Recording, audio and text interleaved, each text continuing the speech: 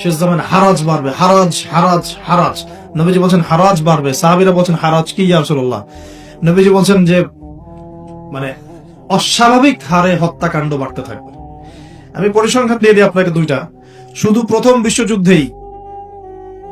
বিশ্বযুদ্ধেই এই 4-5 বছরের মধ্যে প্রায় 1.5 থেকে 2 কোটি মানুষ মারা গেছে।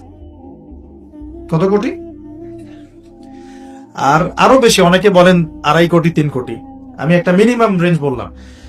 আর দ্বিতীয় বিশ্বযুদ্ধে মারা গেছে প্রায় 6 থেকে 7 কোটি।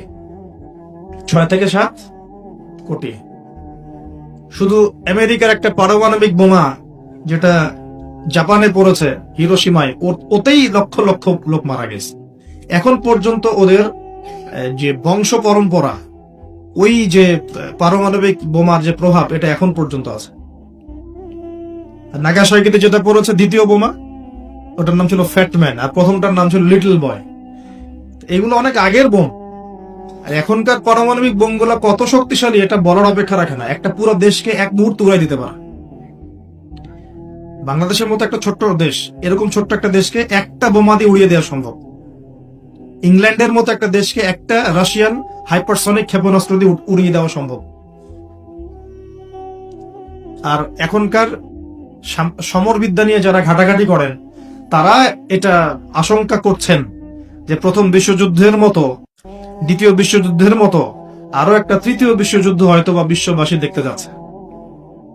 হয়তোবা, আল্লাহ ভালো জানেন, আমরা তো গ্যারান্টি দিয়ে বলতে পারবো না, কিন্তু পরিস্থিতি ওইরকমই মনে হচ্ছে। তবে এতটুকু জেনে রাখেন, হাদিসের মধ্যে মালহামা নামে একটা শব্দ আছে। কি শব্দ? নবীজি বলেছেন ইউফ্রেটিস নদী, মানে ফোরাত নদী। ইউফ্রেটিস কোন নদী? এই ফোরাত নদী অচিরেই তার ভূগর্ভস্থ সোনার পাহাড় বের করে দিবে। ফোরাত নদী অচিরেই তার সোনার পাহাড় বের করে দিবে, এবং ওই সোনাকে নিয়ে মারামারি করতে আসবে যে মানুষগুলো, তাদের মধ্যে প্রত্যেক 100 জনের মধ্যে 99 জন মানুষ মারা যাবে। আর একজন ব্যক্তি যে বেঁচে থাকবে, সে ধারণা করবে আমি সেই ব্যক্তি যে সোনাটা পাবো। আর মুসলিমদেরকে নবীজি বলছেন, তোমরা যদি ওই সময় ওই জায়গায় থাকো, কোন মুসলমান যদি সেটা দেখে, তোমরা সেই সোনায় হাতও দিবে না। আরেকটা হাদিস এসেছে যে অচিরেই রোমকরা, পশ্চিমারা আরবদের সাথে চুক্তি ভঙ্গ করবে এবং 80টা পতাকা নিয়ে তাদের বিরুদ্ধে যুদ্ধে নেমে যাবে। কয়টা পতাকা? 80টা। এবং প্রত্যেক পতাকার নিচে থাকবে 12,000 করে সৈন্য। কত হাজার? একটা যুদ্ধে এত বেশি 99% মানুষ মারা যাওয়াটা স্বাভাবিক না।